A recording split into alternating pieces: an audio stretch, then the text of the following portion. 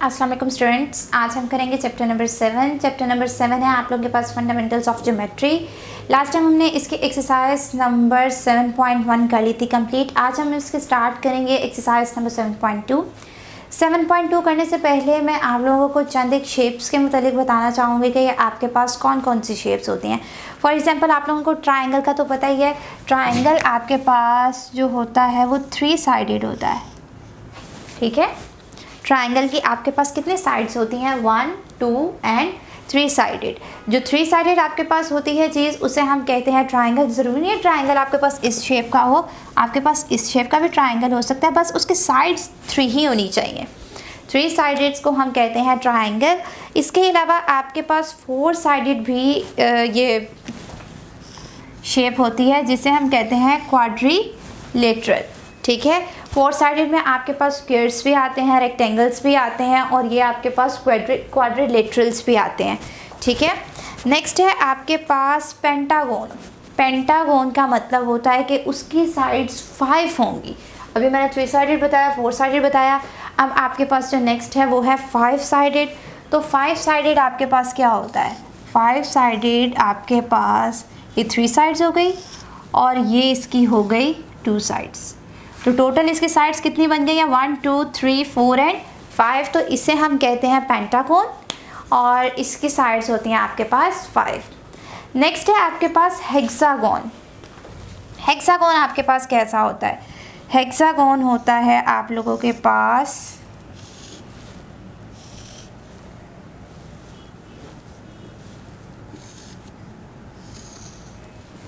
1, 2, 3, 4 and 5, 6, जिसकी 6 sides होंगी इस शेप का। जो आपके पास कोई भी चीज़ है तो इसे हम कहते हैं ये आपके पास हेक्सागोन है। ये ट्रायंगल, ये क्वाड्रिलेटरल, ये पेंटागोन, ये हेक्सागोन और लास्ट में आपके पास होता है हेप्टागोन, ठीक है।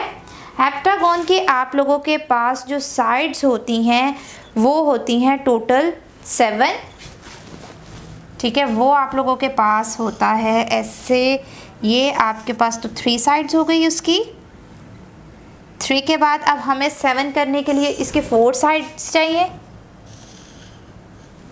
ठीक है। तो अब आप लोगों को इसके 4 साइड्स चाहिए, तो 4 साइड्स के लिए आपके पास ये ऐसे, ये साइड हो गई 2 और लास्ट वाली जो साइड होती है वो आपके पास इस फॉर्म में होती है, ठीक है। टोटल इसकी 7 साइड्स होती हैं।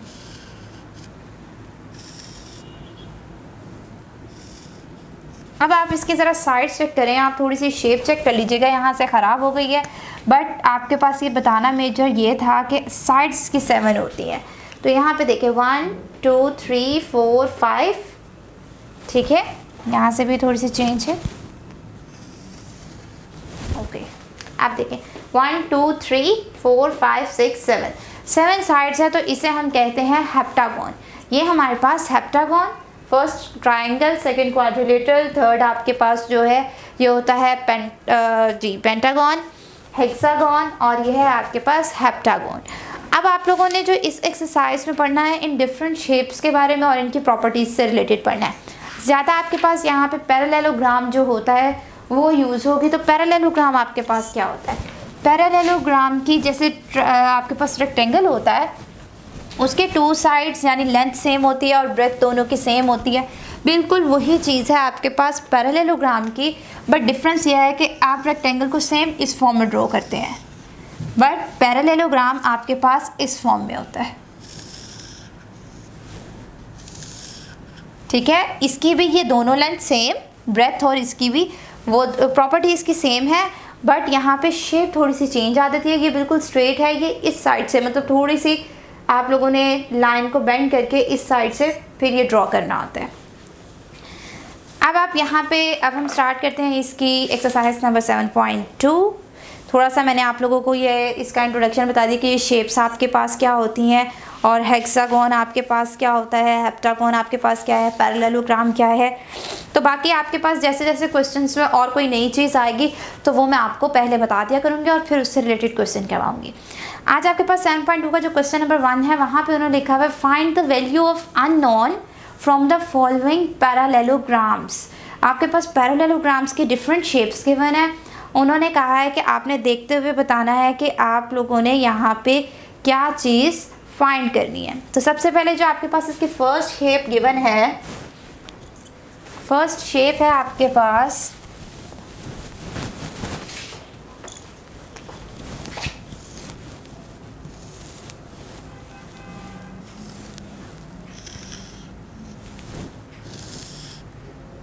इस तरह की शेप आपके पास गिवन है, स्ट्रेट नहीं है, थोड़ी सी इस फॉर्म में है। और इन्होंने यहाँ पर ये डायगोनल ड्रॉ किया है। आपके पास ये डायगोनल लाइन होती है, ठीक है, जो मिड के अंदर से लाइन गुजरती है, ये वन डायगोनल, और अगर दूसरी लाइन आ जाएगी तो सेकंड डायगोनल। और पैरेललोग्राम के अगर टू डायगोनल्स हो तो दोनों आपस में एक दूसरे को इंटरसेक्ट करते हैं। यहाँ पे उन्होंने एंगल राइट किया हुआ है 78 डिग्री, और आपके पास दूसरा एंगल जो है वो है 63 डिग्री।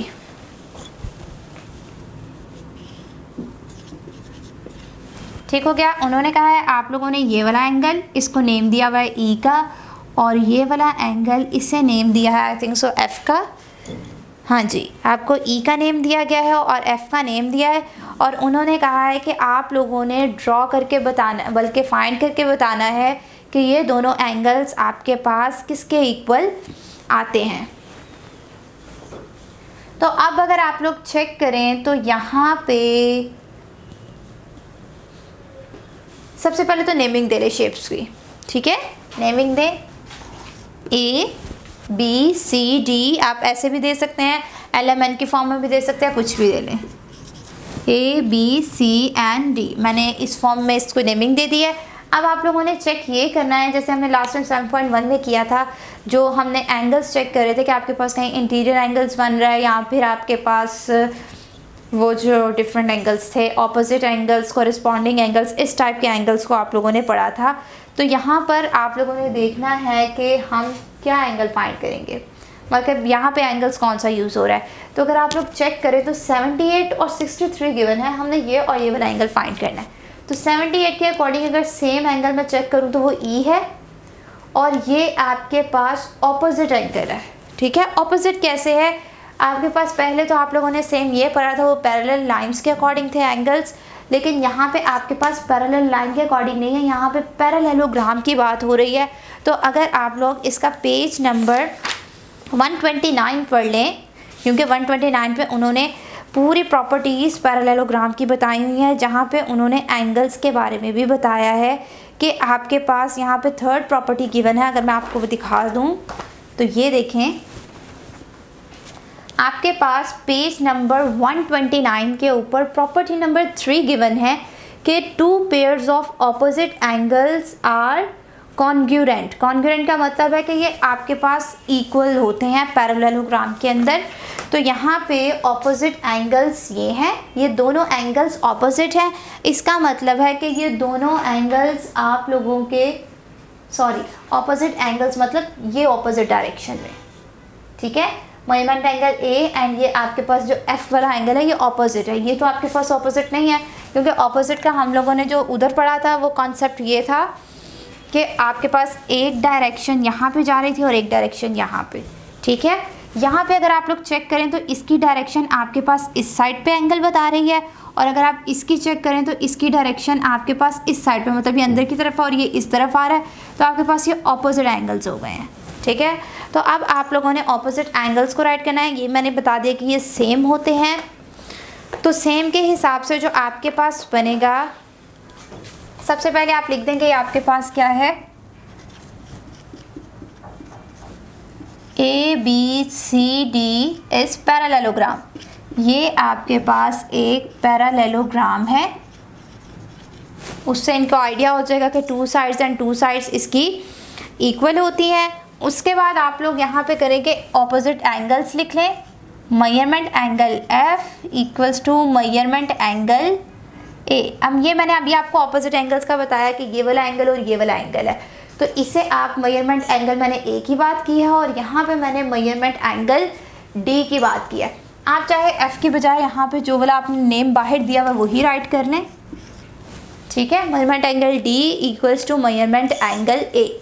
डी आपके पास क्या है, एफ है, और ए आपके पास क्या है, 78 डिग्री है। तो मतलब कि आपके पास जो एंगल एफ आएगा, मेजरमेंट एंगल एफ जो आएगा वो है 78 डिग्री।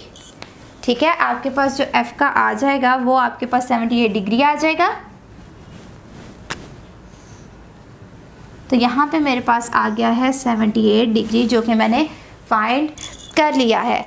इसके बाद अगर आप लोग देखें तो उन्होंने कहा हुआ है नेक्स्ट, अगर आपके पास 63 डिग्री है और आपके पास जो दूसरा एंगल है वो है ई गिवन।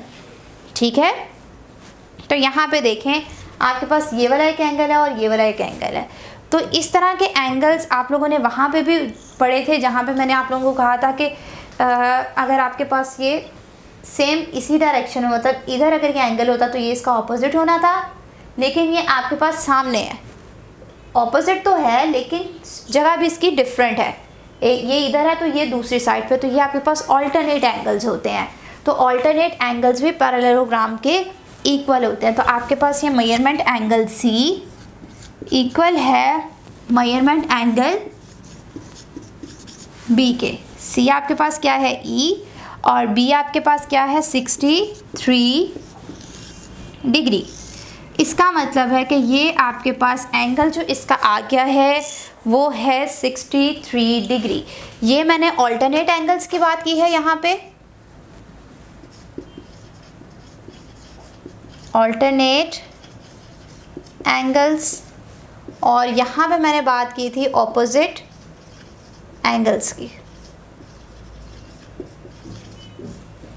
ओके, अगर आपको फिर भी समझ ना आए, क्योंकि इसकी प्रॉपर्टीज़ पहले पता होनी चाहिए फिर ही आप इसको कर सकते हैं। तो प्रॉपर्टीज़ आपके पास पेज नंबर 129, जहाँ पे मैंने थर्ड प्रॉपर्टी एंगल्स की आपको दिखा दी थी कि ऑपोजिट एंगल्स आप लोगों के इक्वल होते हैं। तो इसी तरह सेम यहाँ पे यही है कि ऑल्टरनेट एंगल्स भी आपके पास इक्वल होते हैं। ऑल्टरनेट एंगल्स का आपको इसकी जो प्रॉपर्टीज़ हैं वहाँ पे उन्होंने नहीं लिखा हुआ, लेकिन आप लोगों को जो आप लोगों ने पैरेलल लाइंस है वहाँ पे ऑल्टरनेट एंगल्स का पढ़ा था, क्योंकि ये आपके पास सिंपल एक लाइन है और लाइन के ऊपर एंगल है।